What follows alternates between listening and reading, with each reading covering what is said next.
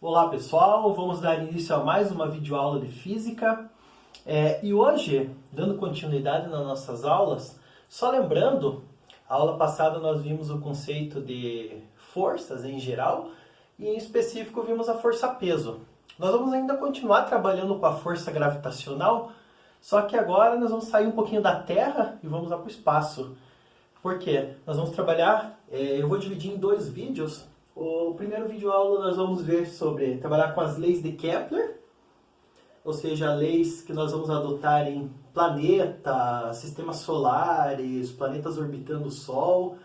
E aqui nós temos a lei da gravitação universal, que é uma lei também, a lei da gravitação universal foi proposta por Newton, e é uma das leis que é válida para qualquer lugar do universo, né? Ou seja, qualquer corpo vai ter esse comportamento gravitacional, sendo aqui na Terra ou lá no céu.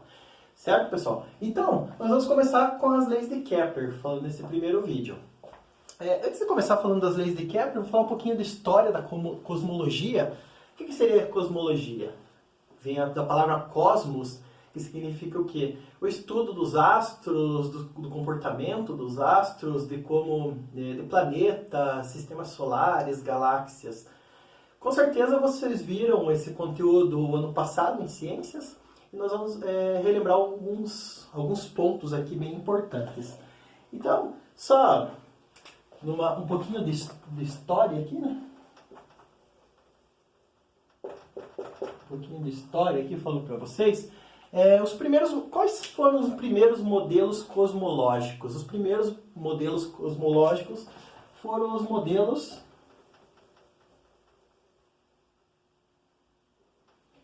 geocêntricos.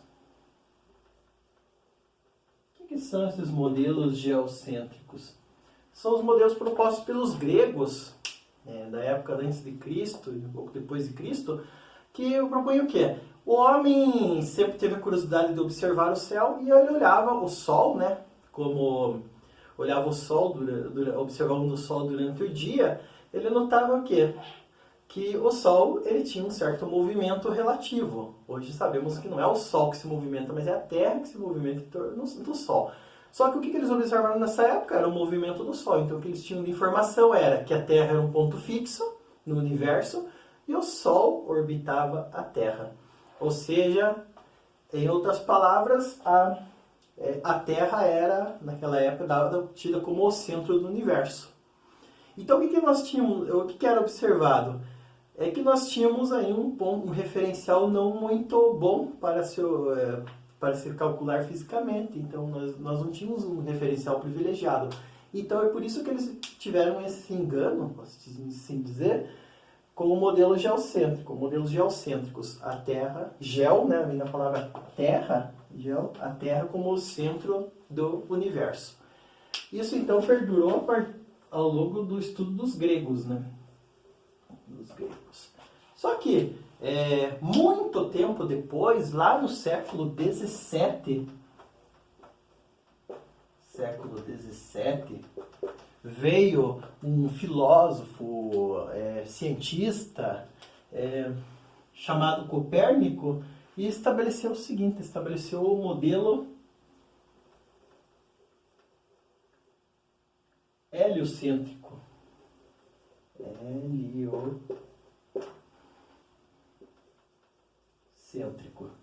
Então, a Terra deixou, no modelo heliocêntrico, a Terra deixou de ser o centro do universo e o Sol passou, assim, naquela época, era tido como o centro do universo. Então, todos os planetas, todos os astros, inclusive, historicamente, as estrelas giravam em torno do Sol. Depois nós vimos que o Sol apenas está no centro do sistema solar, só que chegou mais próximo da realidade, né? Então, com o modelo heliocêntrico, proposto então por Copérnico. Inicialmente, Copérnico teve muitas divergências, muitos problemas, tanto com outros cientistas como com a igreja na época, porque eles acreditavam que a Terra tinha uma certa importância no universo, porque ela era o centro do universo. Depois o Sol passou a ser o centro do universo naquela época. Então, muitas pessoas não aceitavam. Mas aos poucos elas foram aceitando, inclusive pelo modelo heliocêntrico de Copérnico, ele afirmava que os planetas orbitavam o Sol com órbitas circulares. Daí ele veio com a ideia do círculo. E o círculo como uma figura geométrica muito simétrica, então mostrava ainda uma beleza do universo, da criação divina. Mas só que algum tempo depois veio um outro cientista para revolucionar mais ainda. Ele ainda continuou com o modelo heliocêntrico, o Sol, né, como o centro do universo naquela época, mas hoje em dia do sistema solar, vem da palavra cêntrico, heliocêntrico, o hélio quer dizer porque o Sol praticamente ele tem hidrogênio e hélio, né? Por isso que surge essa palavra, para vocês não esquecerem. Mas, acreditando assim nas palavras de Copérnico, seguindo a mesma teoria de Copérnico, veio Kepler, que também veio com um modelo heliocêntrico. Só que esse modelo heliocêntrico de Kepler é um pouquinho modificado. No lugar dessas órbitas dos planetas em torno do Sol fossem... O lugar dessas órbitas em torno do Sol fossem circulares, os estudos matemáticos, observações celestes, ele começou a mostrar que não era bem assim, que essas órbitas não eram circulares, mas os planetas orbitavam o Sol, mas formando elipses. O que é uma elipse? Uma elipse vamos imaginar que você tem um formato circular, uma elipse nada mais é que um círculo achatado. Então agora o Sol não está bem localizado no centro, mas ele está deslocado num dos focos da elipse.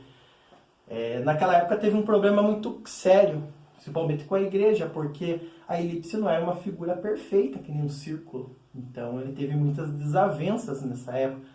Só que aos poucos, nas suas obras, ele começou a justificar que havia ainda uma perfeição, mesmo sendo elipse. Tem até umas obras que ele publicou relacionando esses movimentos dos planetas em torno do Sol com notas musicais, que eram tidas como perfeita harmonia, mostrando que o universo tinha uma certa ligação. Ele não conseguiu mostrar uma relação, né? Infelizmente, mas com as notas musicais e as órbitas dos planetas. Mas foi uma forma de justificar que a geometria era ainda algo perfeito e algo divino. Então o que nós temos aqui? Surgiu então Kepler. Kepler ele escreveu uma das suas obras mais importantes, que foi a obra Astronomia Nova, que foi em 1609.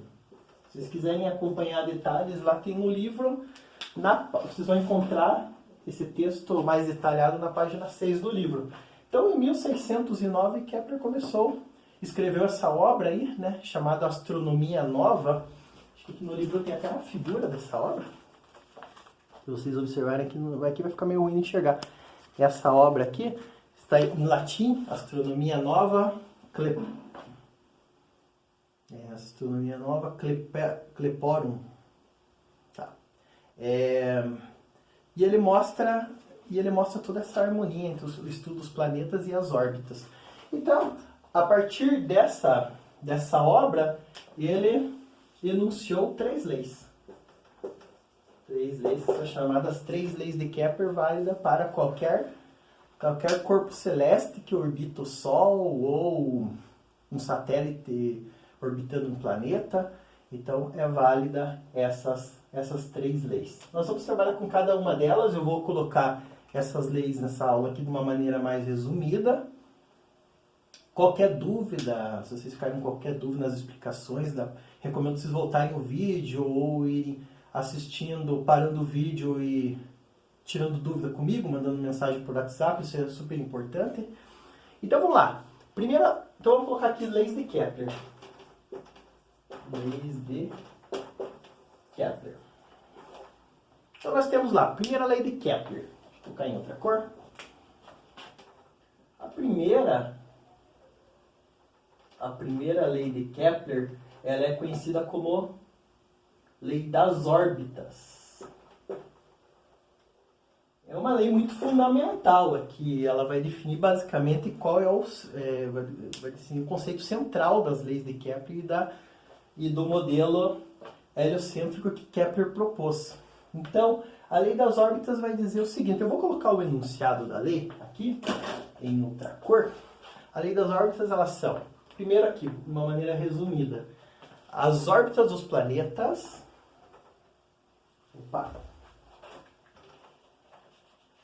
Primeira parte da lei vai dizer que as órbitas dos planetas são, na verdade, elas vão ser elipses. Ou vamos dizer, são elípticas. Onde o Sol, então vamos lá, onde o Sol ele vai ocupar uma das órbitas dessa elipse. Eu vou mostrar aqui no desenho, vai ficar bem claro. Então, o Sol ocupa um dos focos da elipse. Vamos fazer mais ou menos um esqueminha aqui para vocês entenderem bem. Então, a órbita já não vai ser mais circular, ela vai ser elíptica. Então, mais ou menos essa ilustração aqui, uma elipse. O círculo ele vai ter um ponto central, mas a elipse vai ter dois pontos centrais, dois focos. À medida que a gente vai aproximando esses focos aqui, se um foco encostar no outro, essa elipse deixa de ser elipse, deixa de ser achatada e vira um círculo. Então aqui a elipse seria como se fosse um círculo achatado. Vocês já devem ter visto isso em geometria. E o Sol aqui, ele vai ocupar um desses focos. Vamos dizer que o Sol está ocupando esse foco aqui. O foco direito. Então o Sol está ocupando um dos focos da elipse e a Terra. Então vamos fazer aqui o esquema. A Terra está orbitando o Sol a partir dessa elipse aqui, com o movimento que nós conhecemos como movimento de translação, né? O movimento da Terra em torno do Sol. Então nós temos um foco, deixa eu colocar aqui foco 1 e foco 2. Dois focos, F1 e F2. Mas e alguns alunos perguntaram no passado, mas quem garante que o Sol não está no foco 1 no lugar do foco 2? Só que aqui, o universo, não existe o lado de cima, o lado de baixo, o lado esquerdo, o lado direito no universo. Nós escolhemos a direção e o sentido do universo. Aqui, na verdade, você pode estar olhando lá de trás ou daqui da frente. Essa órbita, né? Ou de cima ou de baixo. Então, existe um ponto privilegiado aqui para você observar. Então, essa aqui é a primeira lei de Kepler, de uma maneira resumida, e ela vai mostrar... Essa lei de Kepler já gerou uma polêmica muito grande na época, porque ele foi contra o modelo de Copérnico, né? Ele mostrou... Existia um modelo heliocêntrico, ele aprovava o modelo heliocêntrico, só que as órbitas deixaram de ser circulares. Isso causou muito problema na época. Então, essa é a primeira lei. Vamos agora para a segunda lei de Kepler. A segunda lei de Kepler como que vai ser o comportamento do movimento da Terra em torno dessa órbita elíptica. Então, vai ser assim. Segunda lei de Kepler, que também vai ter um nome. Eu vou colocar a segunda lei, 2 pontos. E essa lei vai ser chamada de lei das áreas.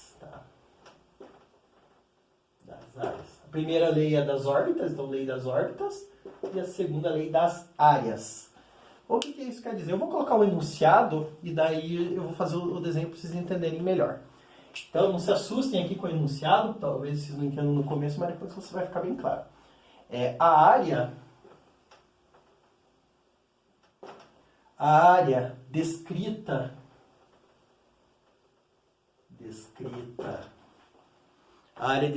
pelo raio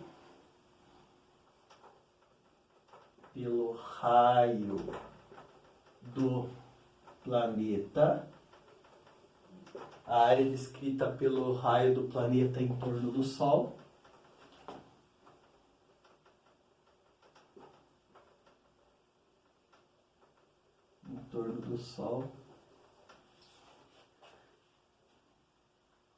é proporcional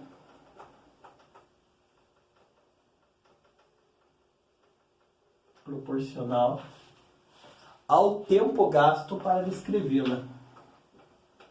Ao tempo gasto para descrevê-la. Como assim? Vamos pensar que área que é essa, pessoal? Vocês podem estar se questionando. Vamos fazer novamente a nossa órbita elíptica. Aqui a nossa órbita. Agora o seguinte, vamos fazer o nosso Sol ali, ocupando um dos focos da elipse. Não vamos mudar o foco, né? Vamos deixar o Sol nesse mesmo foco. Tá aqui o Sol. Certo? O Sol está aqui. E nós temos o nosso planetinha Terra está orbitando aqui, alegre e feliz em torno dessa órbita. Agora é o seguinte, prestando bem atenção aqui, a Terra, vamos imaginar que a Terra ela se encontra nesse ponto aqui. Ela passa aqui nesse ponto, ela sai desse ponto A e ela vai até o ponto B, aqui, orbitando. Ela faz todo esse percurso. Então, quando ela estiver saindo desse ponto, vamos dizer aqui que ele tem o raio que ele está se referindo aqui, é essa distância que o vetor que está apontando do Sol até a Terra nesse ponto aqui. E o outro raio, quando ele estiver no ponto B, como é que vai ser? O raio vai ser do Sol até o ponto B. Então aqui, vamos imaginar essa elipse como se fosse um pedaço de pizza elíptica. Então quando ele está dizendo desse raio, os raios são esses traços aqui dos pontos A e B, que a Terra vai percorrer aqui, ou ficou meio torto. O que nós temos? Nós temos uma área 1 aqui, ó. Se nós pintarmos esse pontinho aqui, nós temos uma área 1, certo? Agora vamos dizer que a Terra está do outro lado. E se a Terra, vamos pegar agora de um ponto C até um ponto D. Agora vamos puxar esse raio. Vai ficar meio torto aqui, tô sem régua. Aqui e aqui. E agora nós temos aqui uma área percorrida, varrida pelo uma área 2. Então nós temos um outro pedaço aqui. Agora eu pergunto para vocês, dessas áreas, essa área 1 e essa área 2, quais são as características dessas duas áreas? Que elas são iguais. Ah, professor, como assim que são iguais? Essa aqui é mais comprida e essa aqui é mais curta, como é que são iguais? Vamos à primeira afirmação aqui, que essas áreas são iguais. A área 1 é igual à área 2. Mas o que acontece? A área 1, ela é larga, ela é bem larga, mas ela é curtinha. E essa aqui é a estreitinha, mais comprida. Então, se você cortasse a pizza dessas duas fatias, você comeria a mesma quantidade de pizza dos dois lados aqui. Só que uma comprida e fina, uma comprida e fininha, e a outra pizza grossa e curtinha. Então você comeria o mesmo pedaço de pizza. Então aqui, o que ele quer dizer? Ele varre áreas iguais. Só que os tempos também que eles vão levar de... Olha que coisa interessante, o tempo que o planeta vai levar de A para B, vamos chamar aqui de tempo 1, vai ser igual também o tempo que a Terra vai levar para ir de C até D. Mas se ele leva o mesmo tempo, como que ele pode levar o mesmo tempo para ir num caminho maior e o mesmo tempo para ir num caminho menor? Que variável física que vai alterar aqui? O que vocês acham? Dá um tempinho para vocês pensarem. O tempo é igual, ele vai ter que levar o mesmo tempo para ir aqui, e ele vai levar o mesmo tempo para ir de C até D. Pensem um pouquinho, até parem o vídeo para pensar. Nós queremos que a velocidade vai variar. A velocidade de translação aqui vai ter que ser maior, e aqui vai ter que ser menor a velocidade de translação. Em outras palavras, desse lado aqui, quando a Terra passa por aqui, ela vai rapidinho, e quando ela está chegando aqui, ela vai devagarzinho. Então a Terra faz mais ou menos esse movimento aqui. Ela vai fazendo aqui, chega aqui, ela vai devagarzinho, e aqui, chega aqui, vai zoom. Chega aqui, chega aqui, zoom, e assim por diante. Então a Terra, ela acelera quando chega próximo do Sol, e quando ela está afastada do Sol, ela vai freando. Legal isso, né? E como que nós não sentimos essa aceleração da Terra? Que na verdade essa aceleração é tão pequena que a gente nem percebe ela. Certo? Eu exagerei aqui, na Terra não vai acelerar desse jeito que eu fiz, mas só para vocês entenderem minha figura. Então, por conclusão, nós temos o quê? Que a aceleração, que a velocidade de translação, vamos colocar aqui, velocidade de translação é maior aonde? Perto da Terra. Só que assim, perto do Sol. Nós temos dois nomes que vocês já devem ter visto isso no passado. Quando é perto do Sol, quando a Terra se encontra perto do Sol, nós chamamos de periélio. Então, perto do Sol é o periélio. Lembram disso? E quando ela está afastada do Sol é o afélio. Periélio perto, afélio afastado do Sol. Então nós temos que a velocidade de translação é maior aonde? No periélio ou no afélio? Lembrem do zoom.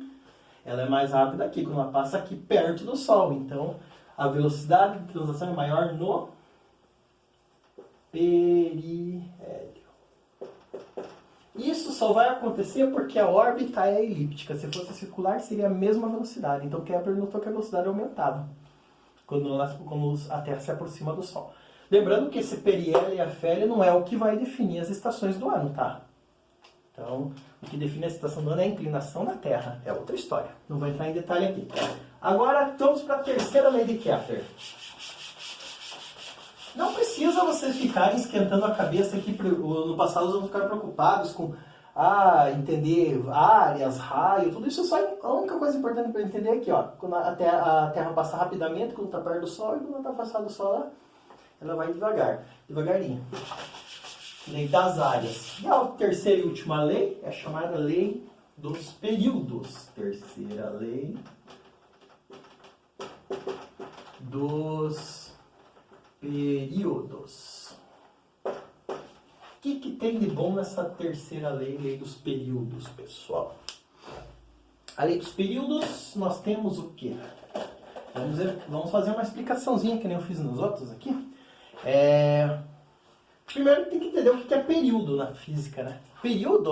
O período na verdade é o tempo, não deixa de ser um intervalo de tempo, que a Terra ou outro planeta vai levar para dar uma volta completa no Sol. Quanto que é o período, então, da Terra em torno do Sol?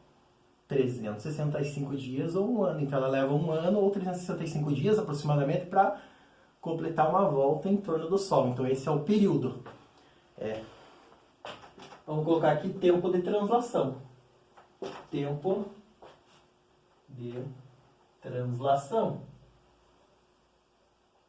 Tempo de translação. Ou seja, o período na Terra, né? Aqui, os planetas vai ser diferente. Na Terra, o período vai ser o quê? Aproximadamente igual a um ano. Tá. Período. E o raio? O que é o raio? O raio é a distância do Sol até o planeta. Então, o raio é o distância da Terra ao Sol ou do Sol à Terra. Ou do planeta ao Sol ou do Sol ao planeta. Do planeta ao Sol. Mas vocês podem se perguntar o seguinte: mas professor, aqui essa distância não é a mesma. Aqui vai ser um raio menor e aqui vai ser um raio maior. É que na verdade o raio que a gente vai usar aqui é o chamado raio médio. É o raio médio. Se fosse um círculo, o círculo teria o mesmo raio em qualquer lugar da circunferência. Aqui não. Aqui nós temos um raio menor e um raio maior. Daí é calculado uma média. Você soma esse raio com esse raio e divide por 2. Certo? Então esse é o raio médio. Tá? Agora, o que nós vamos fazer aqui? Nós temos o raio, as definições de raio e período. Agora vamos fazer a seguinte consideração aqui, pessoal. Vamos pegar o nosso Sol, de novo. Vamos pegar o nosso Solzinho. Eu vou desenhar aqui, vocês vão entender bem com esse esquema. Vamos dizer que você tem o Sol. Aí você tem um planeta que está próximo do Sol. Qual o planeta que está mais próximo do Sol? Eu não vou ficar colocando órbitas elípticas aqui para não confundir. Vamos fazer conta que essas órbitas são elípticas. Eu tenho um planeta que está próximo do Sol, girando aqui. Qual o planeta que é o mais próximo? Mercúrio. Tá. E vou pegar lá um planeta que está bem distante do Sol. Qual é o planeta do sistema solar mais distante? Nós falávamos Plutão, né? Agora nós podemos dizer lá... Vamos pegar Urano. Netuno. Pegar um outro planeta lá, Netuno. Olha que coisa interessante. Qual dos planetas aqui tem um raio menor? O planeta que tem um raio menor, raio médio, né? Porque é uma órbita elíptica aqui, vai ser o quê? O raio de Netuno. Eles vão chamar aqui de raio 1. Então ele tem um raio menor, porque ele está mais próximo do Sol. O raio de Mercúrio.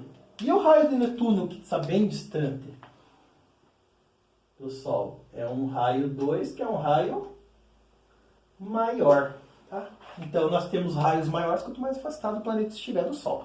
Agora, enquanto período, o que vocês falariam sem observar a lei de Kepler? O que vocês falariam do período, o tempo que ele leva para dar uma volta em torno do Sol? Quem que completa uma volta em torno do Sol em menor tempo?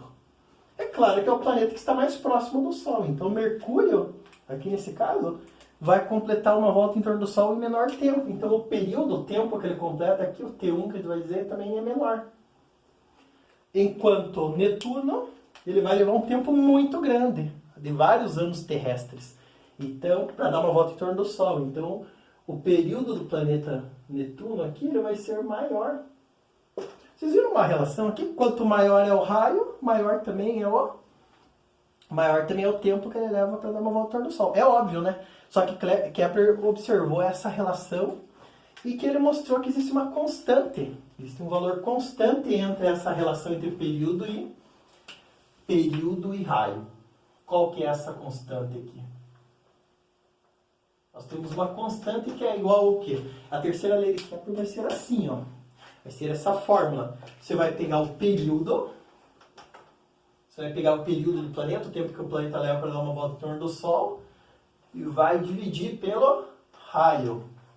Então é assim. O que essa fórmula quer dizer? Que quando eu aumento quanto maior, quando eu tenho um tempo pequenininho para dar uma volta em torno do Sol, o que acontece?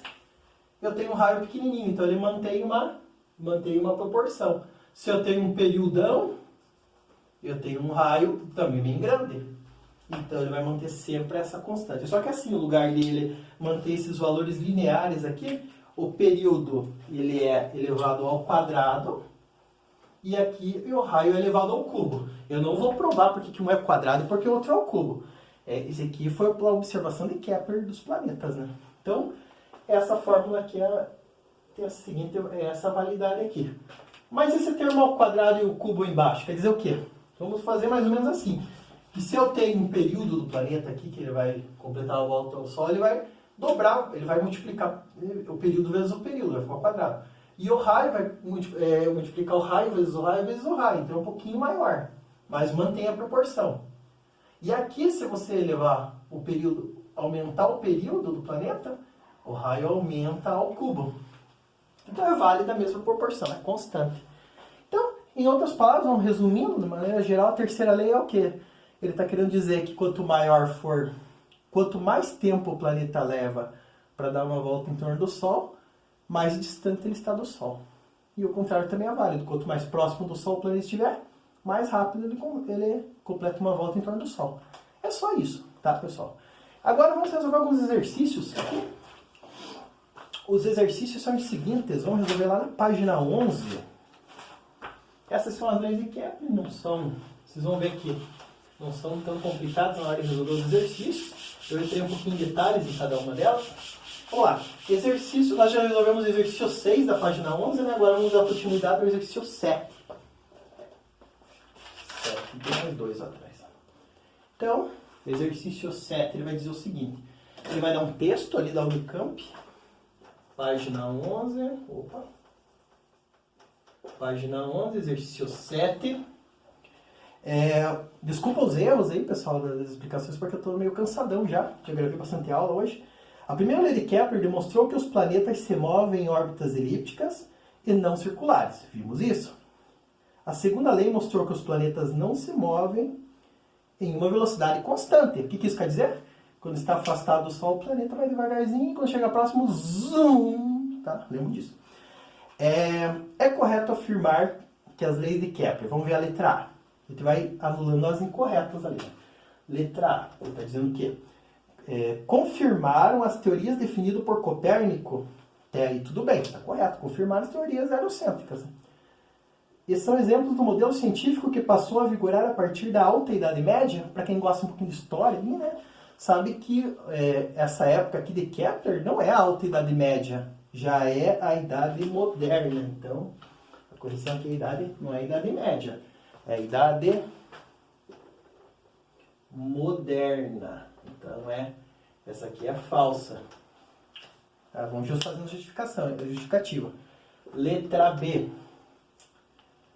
Confirmaram as teorias defendidas por Ptolomeu e permitiram a produção das cartas náuticas usadas no período do descobrimento da América?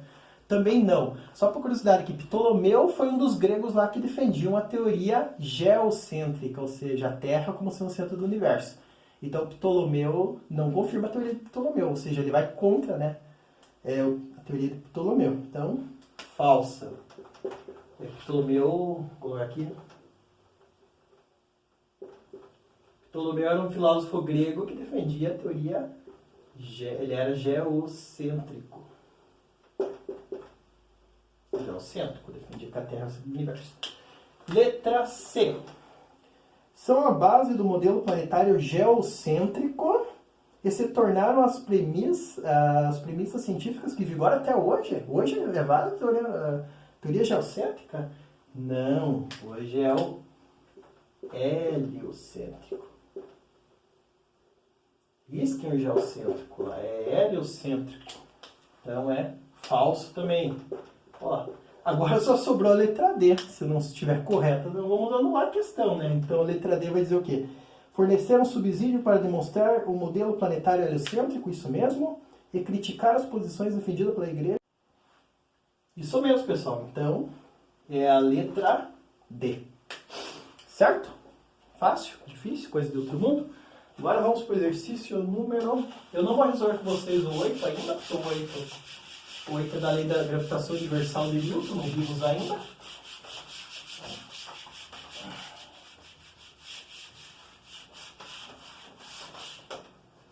Talvez eu não trabalhe com a lei da gravitação universal hoje ainda, porque para não estender tanto o vídeo, daí a gente vai trabalhar com a lei da gravitação universal semana que vem, para não ficar muito carregado para vocês, tá? Talvez. Vamos ver quanto que vai sair o tempo desse vídeo. Vamos pro 9. Agora a página 12, né? Vamos acompanhando direitinho lá. Exercício 9, página 12. Em seu livro, O Pequeno Príncipe, quem já leu esse livro, eu lembro que foi um dos primeiros livros que eu li na minha infância, hein, que marcou muito a minha vida. E eu assistia, na época tinha um desenho do Pequeno Príncipe que tinha lá. Era um menino, ele morava num planetinha, e nesse planetinha daí tinha uns pequenos vulcões lá que ele fazia o café da manhã, cozinhava, tudo. Eu gostava muito de assistir esse desenho. Marcou bastante a minha infância. E olha que já faz tempo isso. O livro sobre o Pequeno Príncipe, né, de Saint-Exupéry, não sei como é que pronuncia o nome dele, imaginou haver vida em certo planeta ideal. O planeta do menino era um planeta ideal, onde ele conseguia caçar cometas, ele tinha também os seres que iam lá visitar ele, então era um planeta ideal. Na verdade, o autor ele imaginava um planeta da imaginação dele, né? Esse menino era ele. Tal planeta teria dimensões curiosas e grandezas gravitacionais inimagináveis na prática. Claro que é uma ficção, né? Pesquisas científicas, entretanto, continuam sendo realizadas. Não se descarta a possibilidade de haver mais planetas no sistema solar, além dos já conhecidos. Claro que à medida que vai melhorando a observação, vão descobrindo novos planetas, né? Imagine um hipotético planeta distante do Sol, 10 vezes mais longe do que a Terra. Distante do Sol, 10 vezes mais longe do que a Terra, se encontra nesse astro com massa 4 vezes maior que a terrestre e raio superficial igual a metade do raio da Terra. Considere a aceleração da gravidade na superfície da Terra expressa por G. G que vale 10, né? Metros por segundo ao quadrado. Esse planeta completaria uma volta em torno do Sol em um tempo expresso em anos terrestres mais próximos de... Daí ele vai dizer quanto tempo que ele... Vamos pensar. O que você vai aplicar aqui? A lei a primeira, segunda ou terceira lei de Kepler? A primeira lei só vai falar a lei das órbitas, não vai calcular nada, né? É uma lei importante, mas não vai calcular nada. A segunda lei é a lei das áreas, também vai ter importância. Mas a lei dos períodos aqui é importante, porque ele vai dizer quanto tempo que esse planetinha vai levar para, se existisse ele aqui no sistema solar, completaria uma volta em torno do Sol. Primeira coisa aqui, nós temos que levar em conta, vamos imaginar, vamos fazer um desenho para ficar mais bonitinho aqui, né? Então, vamos aqui colocar o Sol, vamos ver que nós temos o Sol aqui, o nosso querido planeta Terra, vou colocar em azul, né? Planeta Terra aqui orbitando o Sol. Vamos também colocar que essa órbita é elíptica, né? Nós temos aqui a Terra, não está em escala o tamanho, a Terra está quase o tamanho do Sol, né? E a Terra, ela, em relação à distância da Terra até o Sol, ou raio médio, a gente também chamado de RT, raio da Terra. Ou seja, o raio médio da Terra até o Sol. E esse planetinha que a gente vai fazer ele verdinho, ele está mais afastado do Sol, né? Vamos desenhar ele aqui. Não está na escala, pessoal. Esse planeta aqui, ele vai se chamar, o livro chamou de planeta X, não é o planeta da Xuxa, tá? Nossa, essas desenhos. Planeta X. E esse raio do Sol até o planeta X, ele chamou de raio X. Não é raio X, equipamento de raio X, é raio índice X. Nossa, outra piadinha de mau gosto. Agora, vamos fazer o seguinte, vamos fazer uma relação entre o raio da Terra e o raio do planeta X, que o exercício citou. Então vamos lá, deixa eu botar essas canetinhas aqui. Então, o que nós temos? O raio do planeta X, ele está afirmando que é 10 vezes o raio da Terra. A primeira afirmação está aqui, certo? É o que o exercício passou. O tempo, qual que é o tempo, o período que a Terra leva para dar uma volta em torno do Sol? Isso nós sabemos, né, de cor salteado. O tempo que a Terra leva para dar uma volta completa ao Sol é 1 ano. Se ele está pedindo o tempo que esse planeta X leva para dar uma volta em torno do Sol em anos, então não precisa converter, deixa aqui o período em anos mesmo. Então, 1 ano terrestre. Quanto que é o período do planeta X? E agora? Usando a terceira lei de Kepler, qual que é a terceira lei de Kepler? Vai ser aqui, vou escrever aqui embaixo, só para a gente recordar, que é a seguinte. A lei de Kepler vai ser uma constante, o livro chama de K, eu vou escrever constante aqui. Essa constante que ela vai depender do período ao quadrado dividido pelo raio ao cubo. Agora sim, essa constante é mantida tanto para a Terra quanto o planetinha, quanto o planeta X. Então, se esses dois valores são constantes, nós podemos pegar essa relação, essa proporção da Terra e a proporção do planeta X. Ou seja, nós vamos fazer, em outras palavras, uma regrinha de proporção, uma regrinha de 3. Então é assim, para vocês entenderem bem. Vamos pegar aqui o período. Vamos fazer do planeta X. Período do planeta X nós vamos elevar ao quadrado, dividido pelo raio do planeta X, mas nós vamos elevar ao cubo, respeitando a regrinha. Só que esse lado vai ter que manter essa proporção. Mesma coisa para a Terra. O período da Terra ao quadrado, dividido pelo raio da Terra ao cubo. Acabamos de aplicar a terceira lei de Kepler aqui, tá? Agora, vamos substituir os resultados que nós já temos aqui, né, pessoal? Os valores que nós já temos. Vamos imaginar aqui, o período do planeta X. Não sabemos, deixamos indicado aqui. E o raio do planeta X? Ele está dizendo que o raio do planeta X é o quê? É 10 vezes o raio do planeta Terra. Vamos colocar aqui. 10 vezes o raio do planeta Terra. Só que isso aqui está elevado ao cubo. Agora, qual que é o período do planeta Terra? Não é 1 ano? É 1 ano. Então, colocamos 1 aqui elevado ao quadrado. Alguns já ficam com a tentação aqui de colocar 1 elevado ao quadrado 1, já deixa 1 aí mesmo, né? E raio da Terra? Quanto que é o raio da Terra? O raio da Terra é o raio da Terra. Não sabe? Não tem aqui, o exercício não fornece um valor. Agora, o que vai acontecer aqui? Nós temos relações de raio de Terra, que sobrou aqui, no fundo a gente vai simplificar e vai sobrar só o período do planeta X. Só que antes de simplificar, nós temos que fazer a continha. Eu vou terminar de resolver essa continha do outro lado aqui do outro lado aqui do 4. Então vamos lá. Vamos repetir aqui, período do planeta X ao quadrado, deixamos ao quadrado. Agora nós temos que elevar ao cubo nós temos que elevar ao cubo esse termo aqui. Todo esse termo que está aqui dentro do parênteses. 10 elevado ao cubo é 10 vezes 10 vezes 10. 10 vezes 10 é 100, vezes 10 dá 1000. Então vai dar 1000. 10 elevado ao cubo é 1000. Raio do planeta Terra elevado ao cubo. Certo? Ah, só uma coisa aqui. Eu esqueci de elevar ao cubo o raio do planeta Terra aqui. Ninguém me avisou? Claro.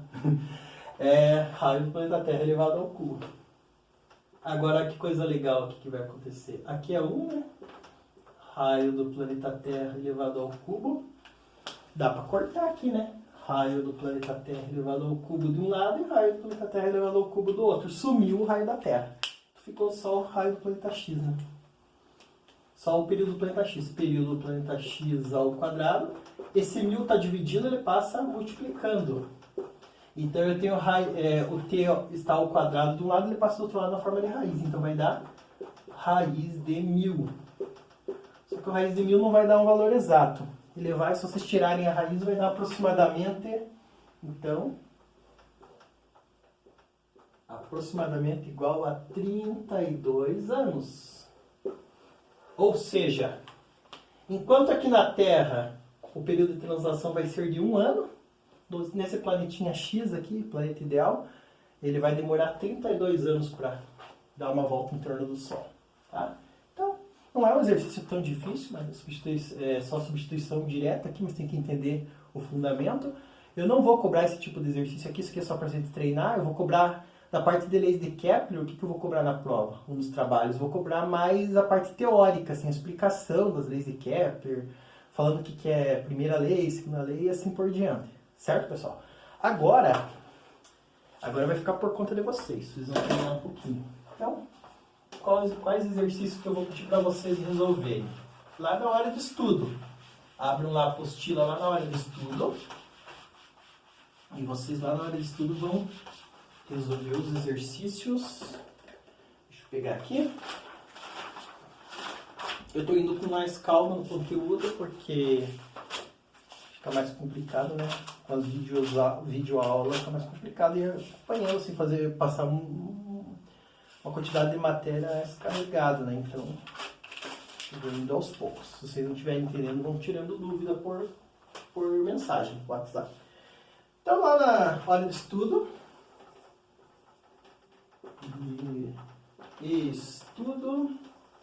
temos aqui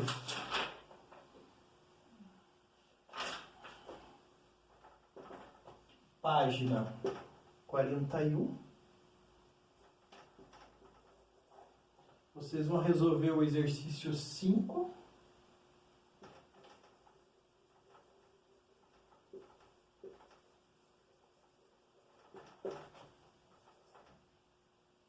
Então, pessoal, como os exercícios das leis... A apostila tem poucos exercícios das leis de Kepler, só tem, na verdade, um exercício na hora de estudo. No caderno da atividade não tem nenhum exercício, e nós já resolvemos os exercícios aqui do livro sobre as leis de Kepler. Eu vou postar juntamente com esse exercício aqui, para vocês fazerem e enviarem por foto, também exercícios juntamente lá no cronograma. Então eu vou colocar alguns exercícios a mais lá, exercício extra lá no cronograma sobre as leis de Kepler, tá? Então, não esqueça de mandar esses exercícios, essas atividades até às 18 horas.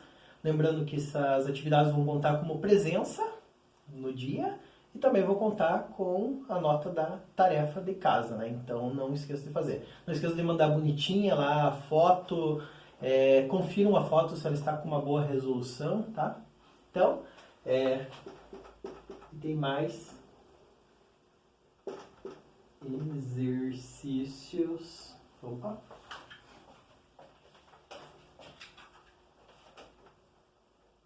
Exercícios extras no cronograma. Vou colocar uns 2 ou 3 exercícios a mais lá. E assim, pessoal, Daí eu vou deixar o próximo conteúdo de gravitação universal de Newton, deixar para semana que vem, tá, pessoal? Porque senão vai ficar muito carregado colocar juntamente com essa aula da sexta-feira. Então, beleza, pessoal? Qualquer dúvida, manda mensagem por WhatsApp. Um abraço, um forte abraço para vocês e um ótimo estudo. Tchau, até mais.